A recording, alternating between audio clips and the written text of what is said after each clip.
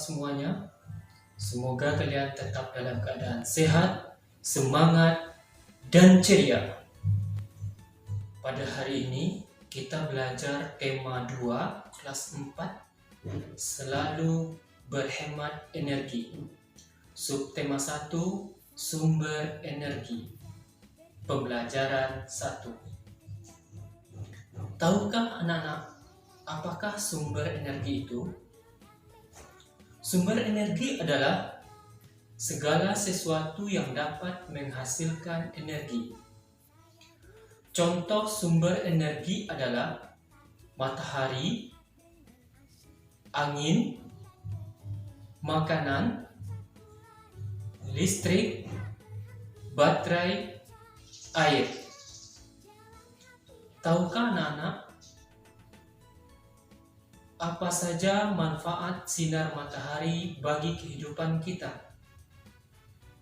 Manfaat yang pertama, menyirami bumi. Manfaat yang kedua, membantu proses fotosintesis. Manfaat yang ketiga, membantu mengeringkan pakaian.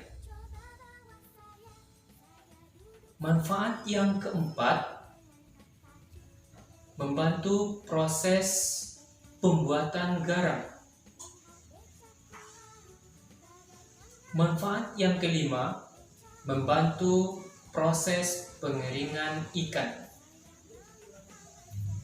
Energi matahari adalah salah satu sumber daya alam yang melimpah. Tumbuhan seperti jagung juga merupakan sumber daya alam yang harus dibudidayakan. Tahukah anak-anak, Bapak, apakah sumber daya alam itu?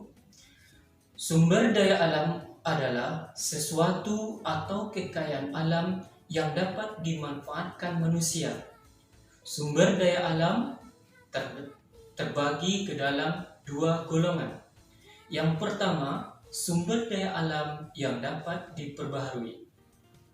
Yang kedua, sumber daya alam yang tidak dapat diperbaharui. Apakah perbedaan kedua sumber daya alam tersebut? Sumber daya alam yang dapat diperbaharui adalah sumber daya alam yang terus tersedia dan dapat kita kelola untuk kita perbanyak jumlahnya. Sumber daya alam itu terbagi dua pula. Sumber daya alam hayati berupa sumber daya alam makhluk hidup.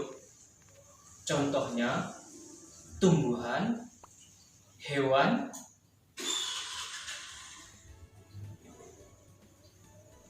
yang kedua, sumber daya alam non-hayati adalah sumber daya alam berupa benda mati. Contohnya matahari dan air. Selanjutnya, yang kedua, sumber daya alam yang tidak dapat diperbaharui. Artinya, sumber daya alam yang dapat habis dan proses pembentukannya memerlukan waktu yang lama. Sumber daya alam ini dibagi menjadi 3. Yang pertama, contoh sumber daya alam energi seperti batu bara. Yang kedua, contoh sumber daya alam mineral logam seperti emas. Yang ketiga, contoh sumber daya alam non-logam seperti belerang. Selanjutnya, pemanfaatan sumber daya alam. Pemanfaatan sumber daya alam seperti tumbuhan padi dimanfaatkan sebagai bahan makanan. Pemanfaatan sumber daya alam seperti kayu dimanfaatkan untuk bahan bangunan. Pemanfaatan sumber daya alam seperti air dimanfaatkan untuk mencuci. Masih banyak yang lain, masih banyak manfaat sumber daya alam yang lainnya. yang harus kita lestarikan, terutama sumber daya alam yang tidak dapat diperbaharui. Demikianlah pembelajaran kita pada hari ini tentang selalu berhemat energi. Mudah-mudahan kalian dapat memahaminya. Sebelum Bapak tutup, Bapak sarankan seandainya keluar rumah, jangan lupa pakai masker, cuci tangan, dan jaga jarak. Kita tutup pelajaran kita pada hari ini dengan membaca Alhamdulillahirrabbilalamin. Assalamualaikum warahmatullahi wabarakatuh.